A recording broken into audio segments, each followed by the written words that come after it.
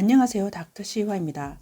드론 두 번째 영상에서는 제가 드론으로 찍은 사진으로 어떻게 재난 연구를 하였는지 기술적인 분석에 대해 소개하고 또 이런 결과물이 정책 결정자에게 어떤 도움을 줄 수 있는지 소개하겠습니다. 이 영상은 지난 2016년에 국제학회에서 발표한 내용에 새로운 정보를 추가하여 만든 것입니다. 지난 2011년 일본에 지진이 일어나고 뒤이어 쓰나미가 덮친 일은 우리 모두가 알고 있습니다. 일본에서 연구를 하고 있던 저는 재난 연구에 드론을 어떻게 활용할지에 대해 생각을 하고 있었는데 게임을 전혀 하지 않았던 저는 드론을 구입을 하더라도 스틱 조종을 할 수 있으리란 자신이 없었어요. 국립대학에서 연구를 하였기에 연구비도 세금인지라 구입한 드론을 크래시 시킬 수는 없고 그래서 저는 같이 위민할 수 있는 관계를 찾아다녔죠. 그러다가 지오서프라는 회사에서 보유하고 있던 트림블사의 드론 UX5를 시험 비행해서 데모를 만들고 싶다는 이야기를 듣게 되어 같이 드론을 날리러 떠나게 됩니다. UX5는 이렇게 지지대를 활주로 삼아서 피용 하고 날아가며 착륙을 할 때는 동체 착륙을 하는 기체인데요. 지형 측량에 좋은 상품으로 소개를 하는군요. 보시다시피 UX5는 프로펠러가 달려있는 드론과는 모습이 다릅니다. 그러므로 이 드론은 멀티콥터는 아닙니다. 지오서프의 담당자와 의논을 하여 몇 군데 후보지 중에서 미야기현의 와타리초라는 곳을 선택해 갔습니다. UX5는 115m의 상공을 날아서 해상도 5cm의 사진을 찍어주었죠. 그렇다면 여기서 이 드론이 찍어주는 화상을 가지고 어떻게 재난 연구에 활용하는지 기술적인 예시를 하나 들어볼까요? 이 화면 배경의 도넛이 빙글빙글 돌고 있는 걸 보실 텐데요. 이 도넛은 작은 점들로 이루어져 있습니다. 이 점들이 밀집해 있느냐 아니냐에 따라서 경계선도 나타나고 명암도 나타나는데요. 이런 점들을 포인트 클라우드라고 합니다. 포인트 클라우드는 공간상에서 포인트, 즉 점 데이터가 모여 있는 것인데 일반적으로 3D 스캐너가 타겟이 되는 물체의 외부 표면에서 많은 포인트를 측정하죠. 이렇게 3D 스캐닝 프로세스의 결과로 생성된 포인트 클라우드는 다양한 제품이나 건축물, 애니메이션, 자연환경 속의 다양한 형체를 다각도의 3D 모델로 잘 보여줍니다. 캄보디아의 앙코르와트 복원 작업에도 활용되는 기술이죠. 사용하는 소프트웨어의 툴에 따라서는 수학적인 계산도 가능하게 해줍니다. 여기 왼쪽 사진은 쓰나미 이전의 와타리조의 항공 사진이고 오른쪽 사진은 UX5가 찍은 사진을 3차원으로 만든 것입니다. 쓰나미 이전의 사진과 비교해서 방파제가 건설된 것이 보입니다. 이번에는 이바라키현의 조소시의 예를 들어보겠습니다. 일본의 북관동 지방과 동북 지방에 내린 호우로 2015년 9월 10일 조소시의 옆을 흐르던 기누가와라는 강의 둑이 무너져서 조소시에 홍수가 난 일이 있었죠. 치수라고 하죠. 물을 다스린다고 하여 비나 눈 등으로 물이 많은 시기에 그 물을 가두었다가 물이 없는 시기에 그 물을 사용하는데 치수 사업이 잘 발달한 나라는 쉽게 말해서 인프라가 잘 발달된 선진국일 가능성이 높습니다. 그만큼 도로의 건설과 함께 인프라의 기본인데요. 전통적으로는 흙무덤을 높게 쌓아 벽을 만들어서 물을 가두어 놓거나 넘치지 않도록 하죠. 이집트의 파라오 시절부터 인간은 치수 사업에 열심이었다고 합니다.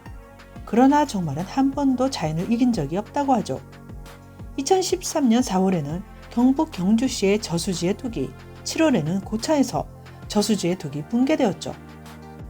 평상시는 물론 특히 장마기에 강물이 마을로 흘러넘쳐서 인명과 재산 피해가 일어나지 않도록 건설한 것임에도 이바라키의 조소시도 경주의 경우처럼 둑이 무너지면서 근처 동네로 물이 흘러들어서 침수 사태를 일으키며 인명과 재산에 피해를 입힌 예입니다. 이곳으로 일본 교리츠 항공 촬영 주식회사의 UAV 팀의 지원을 받아서 촬영을 했습니다. 이렇게 그라운드 포인트라고 불리는 기준점을 가능한 한 여러 곳에 정합니다. 이 기준점의 좌표와 고도 등의 기본적인 데이터를 입력하고 비행을 하고 나서 얻어지는 데이터를 조정하는 거죠.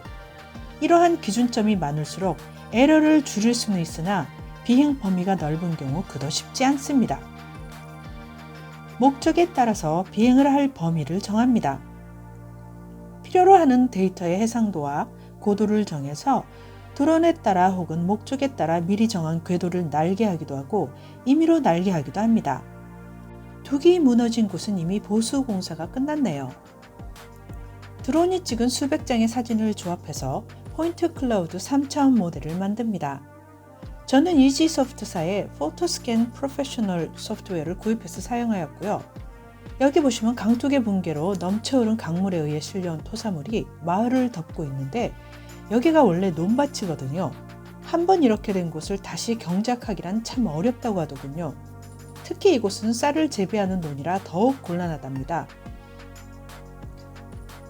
만약에 같은 장소의 사진을 과거에 찍어 놓았더라면 둑이 붕괴되고 난 후에 논의 토사물이 얼마나 쌓였는지 전후의 라스터 데이터의 연산 계산을 할 수 있을 것입니다. 마찬가지로 파도의 힘과 조수 간만의 시간이나 모래사장의 넓이나 폭, 토양의 종류 등등의 정보를 조합해서 해안 침식의 정도를 파악해 볼 수도 있습니다.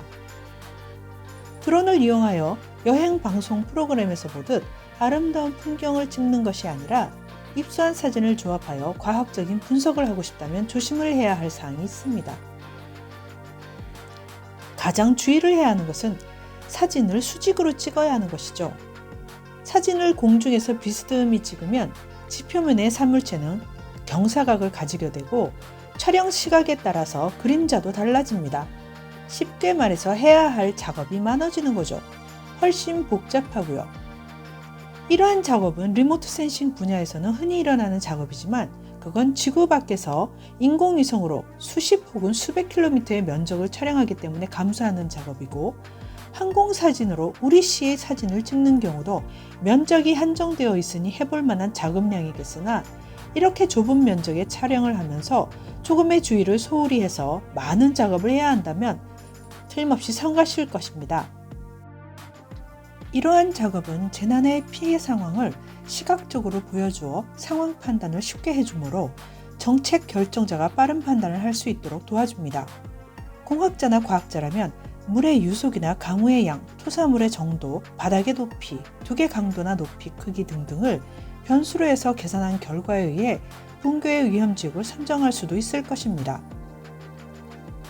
그러나 정책 결정자의 입장에서는 둑이 붕괴가 되었을 때 주변에 어느 정도의 인명피해나 경제적인 손실이 일어날 것인가에 대해 더욱 관심이 많을 것입니다. 또한 침수로 고립이 된다면 어떻게 구조활동을 펼쳐야 하는지, 응급지원센터는 어디에 설립을 할지에 대해 더욱 운운하고 싶을 수도 있습니다. 이럴 때 공학자가 계산 수식을 들이대며 시뮬레이션 과정을 설명한다면 무척 따분하게 되겠죠. 따라서 공학 분야나 과학 분야를 기반으로 하는 재난 전문가와 사후 처리를 담당하는 리커버리와 인명시설 관리 분야, 그리고 재발을 방지하기 위해 정책을 수립하는 정책 결정자와의 긴밀한 관계가 요구됩니다.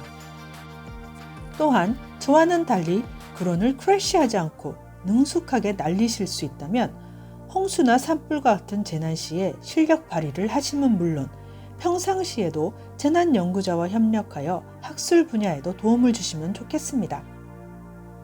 그럼 오늘은 여기까지 하겠습니다. 감사합니다.